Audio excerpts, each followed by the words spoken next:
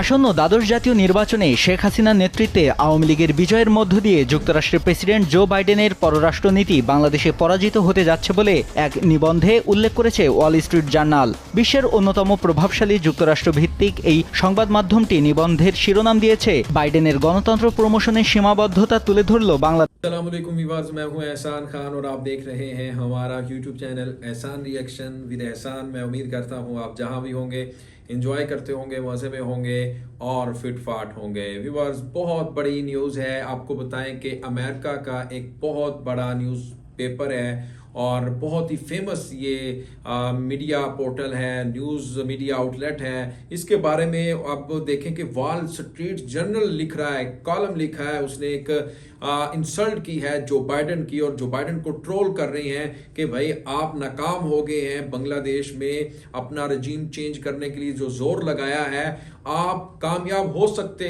हैं किसी भी मुल्क में, लाइक कंबोडिया या फिर पाकिस्तान में आपने रजीम चेंज कर दिया था या दुनिया के किसी और मुल्क में किया, लेकिन आप नाकाम हो गए हैं बांग्लादेश में। क्योंकि 4 जनवरी को इलेक्शन 7 जनवरी को हुआ है बांग्लादेश में।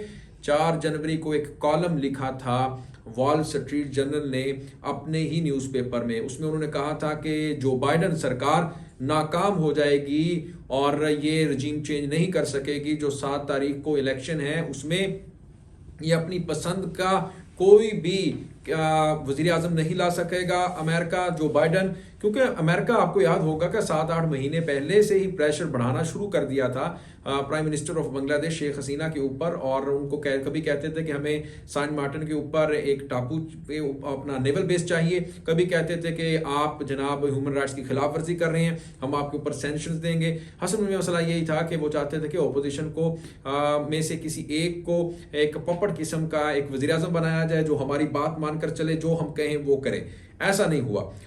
लेकिन वॉल स्ट्रीट जर्नल कह रहा है कि हमने ये 4 जनवरी को ये आर्टिकल लिख दिया था कि जो बाइडन है उसकी डिप्लोमेसी है वो नाकाम हो जाएगी और शेख हसीना ही चौथी बार वज़ीर आज़म बनेगी बांग्लादेश की और कोई जमात नहीं वहां से जीत सकेगी। और वही हुआ, और जो बाइडन को बहुत बड़ी नाकामी का सामना करना पड़ा। असल में जो ये आर्टिकल है, ये वॉल स्ट्रीट जर्नल, ये न्यूज़पेपर है अमेरिका का, वो असल में ट्रोल कर रहा है, इंसल्ट कर रहा है जो बाइडन की, कि जो बाइडन सरकार, आप कंबोडिया, पाकिस्तान या दुनिया किसी और मुल्क में रजीम चेंज तो कर सकते हैं, लेकिन बांग्लादेश में आप नाकाम हो चुके हैं और आपकी डिप्लोमेसी नाकाम हो चुकी है। साथ साथ वॉल स्ट्रीट जर्नल बांग्लादेश की तारीफ भी कर रहा है, बांग्लादेशियों की, कि बांग्लादेश की ये जो वज़ीर आज़म है शेख हसीना, इसने बांग्लादेश के लिए बहुत अच्छे काम किए हैं। इसने बांग्लादेश के लोगों को गुर्बत की लकीर से निकाला है। लगभग 2.5 करोड़, साउथ एशिया में ऐसा कोई मुल्क नहीं है वो गुर्बत में धंसा नजर आ रहा है, गुर्बत में और ज्यादा फंसता हुआ उसके जाल में नजर आ रहा है। लेकिन वाहिद मुल्क है साउथ एशिया में जो बांग्लादेश है जिसने अपने आप को गुर्बत से बाहर निकाला है। 2.5 करोड़, कुछ मैं कहता हूं बहुत बड़ी तादाद है, 2.5 करोड़ लोगों को गुर्बत की लकीर से बाहर निकालना। फिर वो कह रहे हैं कि इन्होंने, जो शेख हसीना है, फास्टेस्ट ग्रोइंग इकोनॉमी बना दिया है बांग्लादेश को, दुनिया की 31वीं, और यही वजह है कि अब बांग्लादेश के जो लोग हैं वो इसकी तरफ देख रहे हैं। लेकिन उसने एक और पॉइंट भी उठाया वॉल स्ट्रीट जर्नल ने। उन्होंने कहा कि 1 पार्टी सिस्टम नहीं होना चाहिए, जो अपोजिशन है उसको इतना कमजोर नहीं होना चाहिए, इससे जमहूरियत को खतरा है, डेमोक्रेसी को खतरा है, बल्कि उतना ही हक मिलना चाहिए अपोजिशन पार्टी को जितना हुकूमत को है। तो ये भी उन्होंने बात की है। खैर जी, पहले वीडियो देखेंगे फिर हम इसके ऊपर बात करेंगे। वीडियो देखने से पहले जनाब चैनल को सब्सक्राइब कर लें और बेल आइकन भी प्रेस कर दें, वीडियो को लाइक भी किया करें और कमेंट सेक्शन में आप अपनी फीडबैक से हमें जरूर आगाह भी किया करें। ले जी, वीडियो देखिएगा। 3, 2, 1 एंड क्यू। আসন্ন দ্বাদশ জাতীয় নির্বাচনে শেখ হাসিনার নেতৃত্বে আওয়ামী লীগের বিজয়ের মধ্য দিয়ে যুক্তরাষ্ট্রের প্রেসিডেন্ট জো বাইডেনের পররাষ্ট্রনীতি বাংলাদেশে পরাজিত হতে যাচ্ছে বলে এক নিবন্ধে উল্লেখ করেছে ওয়াল স্ট্রিট জার্নাল। বিশ্বের অন্যতম প্রভাবশালী যুক্তরাষ্ট্র ভিত্তিক এই সংবাদ মাধ্যমটি নিবন্ধের শিরোনাম দিয়েছে বাইডেনের গণতন্ত্র প্রমোশনের সীমাবদ্ধতা তুলে ধরল বাংলাদেশ। দ্বাদশ জাতীয় সংসদ নির্বাচনে ভোট গ্রহণের মাত্র 3 দিন আগে গেল 4 জানুয়ারি প্রতিবেদনটি প্রকাশ করেছে ওয়াল স্ট্রিট জার্নাল। এতে লেখা হয়েছে, 17 কোটি মানুষের মুসলিম সংখ্যাগরিষ্ঠ দেশের আসন্ন নির্বাচনে টানা 4 বারের মতো বিজয়ী হতে যাচ্ছেন প্রধানমন্ত্রী শেখ হাসিনা। এর ফলে পরাজিত হতে যাচ্ছে যুক্তরাষ্ট্রের প্রেসিডেন্ট জো বাইডেন প্রশাসনের চাপ প্রয়োগমূলক পররাষ্ট্রনীতি। প্রতিবেদনে আরও বলা হয়েছে, শেখ হাসিনা বর্তমান বিশ্বের যে কোনো নির্বাচিত নারী নেতার চেয়ে বেশি সময় ধরে ক্ষমতায় আছেন। তিনি কট্টরপন্থীদের দমন করেছেন, সেনাবাহিনীর ওপর বেসামরিক আধিপত্য নিশ্চিত করেছেন ও দেশকে চরম দারিদ্র্য থেকে বের করে এনেছেন। এ ধরনের অর্জন অনেক উন্নয়নশীল দেশের নেতারাও দাবি করতে পারেন না।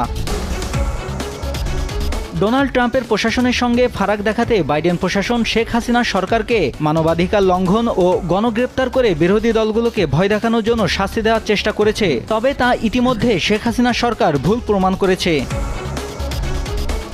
ওয়াল স্ট্রিট জার্নালের মতে, যুক্তরাষ্ট্রের পররাষ্ট্রনীতিতে বাংলাদেশ একটি গুরুত্বপূর্ণ নিয়ামক হয়ে উঠেছে। তবে অর্থনীতির ওপরে বাইডেনের গণতন্ত্র প্রচারকে স্থান দেওয়ার সময় এখনও আসেনি বলেই জো বাইডেনের পররাষ্ট্রনীতি এখানে ব্যর্থ হয়েছে। বিশ্বের অষ্টম সর্বাধিক জনবহুল দেশটি যুক্তিযুক্তভাবে যথেষ্ট বড়, কিন্তু ওয়াশিংটনের জন্য কৌশলগত ও অর্থনৈতিক স্বার্থকে গণতন্ত্রের প্রচারের ঊর্ধ্বে রাখার জন্য যথেষ্ট গুরুত্বপূর্ণ নয়। দেশটি শেখ হাসিনার অধীনে একদলীয় শাসনের দিকে ধাবিত হলেও বিশ্বের অনেক উন্নয়নশীল দেশের তুলনায় বাংলাদেশের গণতন্ত্রের ইতিহাস অনেক বেশি উজ্জ্বল বলেও জানিয়েছে ওয়াল স্ট্রিট জার্নাল। বাংলাদেশে সবসময়ই স্বাধীন বিচার বিভাগ ও গণমাধ্যমের স্বাধীনতা নিশ্চিত করা হয়েছে। তারপরেও যুক্তরাষ্ট্রের গণতন্ত্র সম্মেলনে বাংলাদেশকে আমন্ত্রণ জানানো হয়নি, কিন্তু এমন অনেক দেশকেই আমন্ত্রণ জানানো হয়েছে যাদের রেকর্ড বাংলাদেশের চেয়েও অনেক বেশি খারাপ। গণমাধ্যমটি বলছে, 2021 সালে ট্রেজারি বিভাগ গুরুতর মানবাধিকার লঙ্ঘনের অভিযোগে বাংলাদেশের অপরাধ ও সন্ত্রাসবিরোধী ইউনিট র্যাপিড অ্যাকশন ব্যাটালিয়ন র্যাবের উপর নিষেধাজ্ঞা আরোপ করেছিল। কিন্তু এবারের নির্বাচনে শেখ হাসিনার নিরঙ্কুশ বিজয়ের ইঙ্গিতই মার্কিন পররাষ্ট্রনীতিকে ব্যর্থ করে দিয়েছে। প্রতিবেদনে বলা হয়েছে, বাংলাদেশকে বৃহত্তর উদারনীতির দিকে ঠেলে দেওয়ার যে কোনো গুরুতর প্রচেষ্টা নয়াদিল্লিকে আলোচনায় আনতে বাধ্য করবে। এর বদলে বাইডেন প্রশাসন ভারতীয় নীতি নির্ধারকদের একটি বড় অংশকে বিচ্ছিন্ন করেছে, যারা বাংলাদেশের উপর যুক্তরাষ্ট্রের চাপকে বিপজ্জনক হিসেবে দেখেন। বাংলাদেশে চীনা প্রভাব রোধে মার্কিন যুক্তরাষ্ট্র নয়াদিল্লির সঙ্গে আরও ঘনিষ্ঠভাবে কাজ করবে এমন আশা করেছিলেন। তবে ভারতীয় দৃষ্টিকোণ থেকে শেখ হাসিনার দুর্বলতা যাই হোক না কেন, তার বিকল্পটি আরও খারাপ। ওয়াল স্ট্রিট জার্নালের মতে, যুক্তরাষ্ট্রের বোঝা উচিত ছিল কঠোর ভাষা আর আধা আধি মাপকাঠি বাংলাদেশের উপর প্রভাব ফেলবে না। 1971 সালে যুক্তরাষ্ট্রের সমর্থন থাকার পরও আওয়ামী লীগের নেতৃত্বে পাকিস্তানকে যেমন পরাজিত করেছে বাংলাদেশ, তেমনই এখন রাশিয়া, চীন ও ভারতের সাথে সম্পর্ক উন্নয়ন করে যুক্তরাষ্ট্রের সব চাপকে সমুচিত। व्यूअर्स, आपने ये वीडियो देखें अब वॉल स्ट्रीट जर्नल किस तरह से ट्रोल कर रहा है और किस तरह से छेड़खानी कर रहा है और अपने ही प्रेसिडेंट को धो रहे हैं वो, और कह रहे हैं कि आपके लिए बड़ी बेइज्जती का मकाम है कि आप हार चुके हैं और बांग्लादेश जीत चुका है।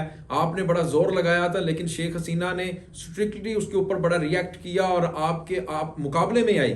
उसने कहा कि अगर आप हमें वो सेंक्शंस देंगे, हम आपको सेंक्शंस लगाएंगे, आपके ऑफिशियल्स के ऊपर सेंक्शंस लगाएंगे। बल्कि एक सहाफ़ी जर्नलिस्ट अमेरिका से ही था, उन्होंने सवाल किया कि क्या आप मुतमिन हैं इलेक्शन जीतने के ऊपर, क्या इधर फ्री एंड फेयर इलेक्शन हुए हैं? तो उसके ऊपर शेख हसीना ने कहा कि आप बताएं कि अमेरिका से भी अच्छे इलेक्शन हुए हैं। तो ये जो क्लिप था बहुत ही ज़्यादा दुनिया भर में वायरल भी हुआ है। लेकिन जी अब देखें कि वॉल स्ट्रीट जर्नल और फिर अमेरिका नाकाम हुआ है और शेख हसीना और बांग्लादेशी जीते हैं। और इस जीत के ऊपर भाई आप सबको बहुत बहुत मुबारक हो। लेकिन एक बात मैं करना चाहता हूं आप सबसे कि मेरी जो नेक्स्ट वीडियो आपने लाजमी देखनी है, उसमें मैं आपको बताऊंगा कि अमेरिका को एक और जोरदार झटका लगा है। उसमें जापान खुलकर सामने आ गया है, ऑस्ट्रेलिया ने बहुत बड़ा स्टेटमेंट दिया है, कनाडा भी सामने आ गया है, खुल के आ गया है। वो मैं आपको सब बताऊंगा, उसके ऊपर उनके क्या स्टेटमेंट्स हैं, उनके बयान क्या हैं, वो उन्होंने क्या कहा है और किस तरह से एक जोरदार झटका अमेरिका को लग गया। नेक्स्ट वीडियो तक मुझे दें इजाजत और अपना बहुत ज्यादा ख्याल रखिएगा। अल्लाह हाफिज।